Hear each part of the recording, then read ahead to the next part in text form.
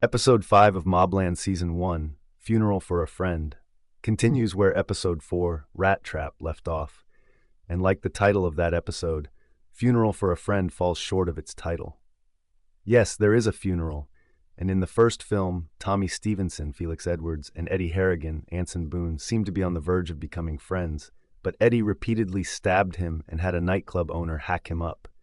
We're just now reaching Tommy's burial, 4 episodes after the death of the sole son of criminal Lord Ritchie, Jeff Bell, and his ill-tempered wife Vron, Annie Cooper.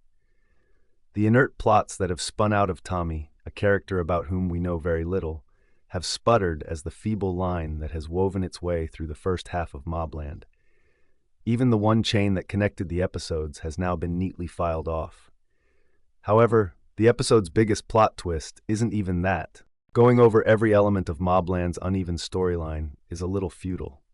The series has never relied on tying decisions to motivations. Most of the time, the characters just do whatever is necessary to get from point A to point B, regardless of whether it aligns with the information we have been given about their expertise, intelligence, or personality. Just be aware that the plot becomes much more convoluted in Episode 5, Funeral for a Friend, and that there aren't nearly as many shocks to keep you halfway engaged as there have been in earlier chapters. As the season draws to a close, there is still no cohesive narrative, and plots are added and removed at will. Although Ritchie claims he doesn't want to start a war, I still believe Tommy's passing would be the impetus. So fucking awful. Then why the dance and song? Why do the Harrigans choose to implement an overly elaborate plot that includes concealed firearms and grenades in the Stevensons' home because they are so terrified of them?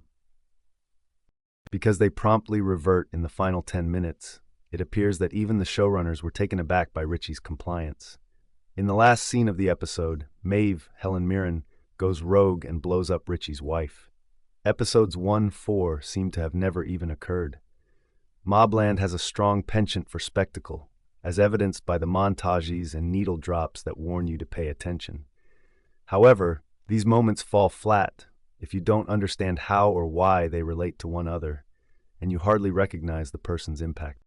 For the first few episodes, Pierce Brosnan's portrayal of Conrad captivated me, and even though I quickly grew weary of Mirren's portrayal of Maeve, I was still interested in how she would react to this role. I now firmly believe that the two legendary actors are miscast. Either that, or their narratives must be in tune with the rest of Mobland because they are in a totally other program. It would be foolish to criticize James Bond's and Queen Elizabeth II's abilities, but this is rather an example of poor management. When Brosnan and Mirren argue at funerals, about trout, or about kids, it seems like they're acting out a farce. It doesn't provide much humorous relief. It detracts from the meager seriousness Mobland sometimes strives for and is odd. Although Maeve and Conrad are viewed like untouchable masterminds, they don't follow the norms of this universe and are happy to act when they feel like it. I'm not sure when they'll get their retribution in Mobland, but it's already reached the point where neither success nor failure will be satisfying. Thank you for watching. Please subscribe.